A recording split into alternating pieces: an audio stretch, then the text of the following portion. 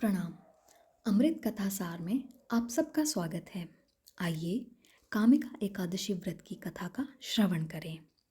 अर्जुन ने कहा, हे प्रभु, मैंने देवशयनी एकादशी का सविस्तार वर्णन सुना।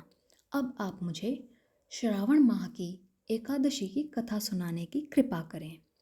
इस एकादशी का क्या नाम है? इसकी विधि क्या है? इसमें किस देवता का पूजन होता है? यह सब विस्तार पूर्वक कहिए।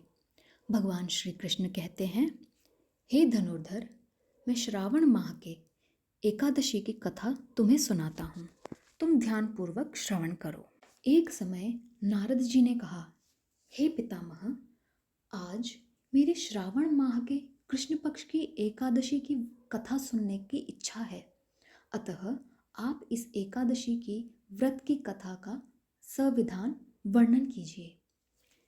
पितामह भीष्म ने कहा, हे नारद जी, आपने बहुत ही सुंदर प्रस्ताव किया है।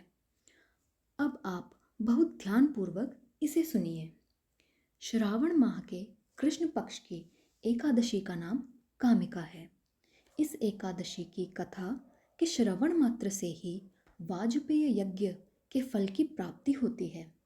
कामिका एकादशी के उपवास में शंख, चक्र, गदाधारी भगवान विष्णु का पूजन होता है। जो मनुष्य इस एकादशी को धूप, दीप, नैवेद्य आदि से भगवान विष्णु की पूजा करते हैं, उन्हें गंगा स्नान के फल से भी उत्तम फल की प्राप्ति होती है। संसार में भगवान की पूजा का फल सर्वाधिक है।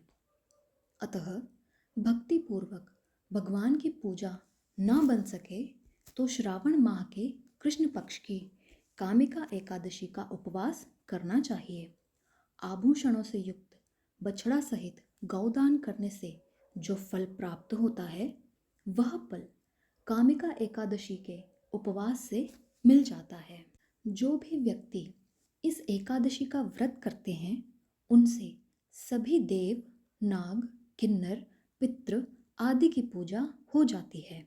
इसीलिए पाप से भयभीत होने वाले व्यक्तियों को विधि विधान सहित इस उपवास को करना चाहिए। हे नारद जी, स्वयं भगवान ने अपने मुख से कहा है कि मनुष्यों को आध्यात्म विद्या से जो फल प्राप्त होता है, उससे अधिक फल कामिका एकादशी का व्रत करने से मिल जाता है।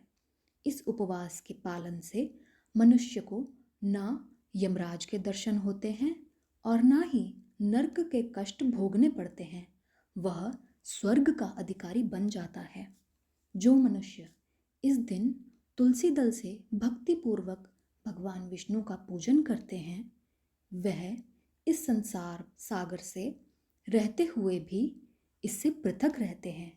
जिस प्रकार कमल पुष्प जल में रहता हुआ भी जल से पृथक रहता है।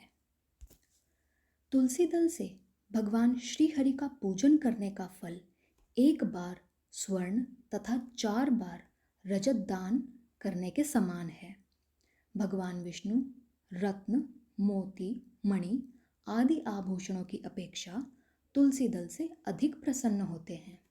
जो मनुष्य प्रभु का तुलसी दल से पूजन करते हैं, उनके सभी पाप नष्ट हो जाते हैं। हे नारद जी, मैं भगवान की अति प्रिय श्री तुलसी जी को प्रणाम करता हूँ। तुलसी जी को जल से स्नान कराने से मनुष्य की सभी यातनाएं नष्ट हो जाती हैं। जो मनुष्य तुलसी जी को भक्ति पूर्वक भगवान के श्री चरण कमलों में अर्पित करता है, उसे मुक्ति मिलती है। इस कामिका एकादशी की रात्रि को जो मनुष्य जागरण करते हैं तथा दीपदान करते हैं, उनके पुण्यों को लिखने में चित्रगुप्त भी असमर्थ हैं। एकादशी के दिन जो मनुष्य भगवान के समक्ष दीपक प्रज्वलित करते हैं, उनके पितर स्वर्गलोक में अमृत का पान करते हैं। भगवान के समक्ष जो मनुष्य घी या तिल के तेल का दीपक प्रज्वलित करते हैं, उनके सूर्यलोक में भी लाखों दीपकों का प्रकाश मिलता है। कामिका एकादशी का व्रत प्रत्येक मनुष्य को करना चाहिए। इस व्रत के पालन से ब्रह्म हत्या आदि के सभी पाप नष्ट हो जाते हैं तथा इस लोक में सुख भोग कर प्राणी अंत में विष्णु लोक को जाता है। इस कामिका एकादशी के महात्म्य के श्रवण व पठन से मनुष्य स्वर्गलोक को प्राप्त होता है। आइए अब जानते हैं कथा का सार।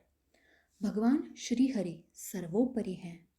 वे अपने भक्तों की निश्चल भक्ति से सहज ही प्रसन्न हो जाते हैं।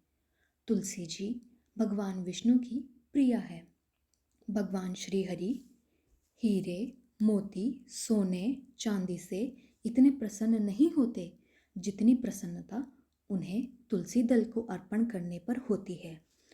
बोलिए ओम नमो भगवते वासुदेवाय।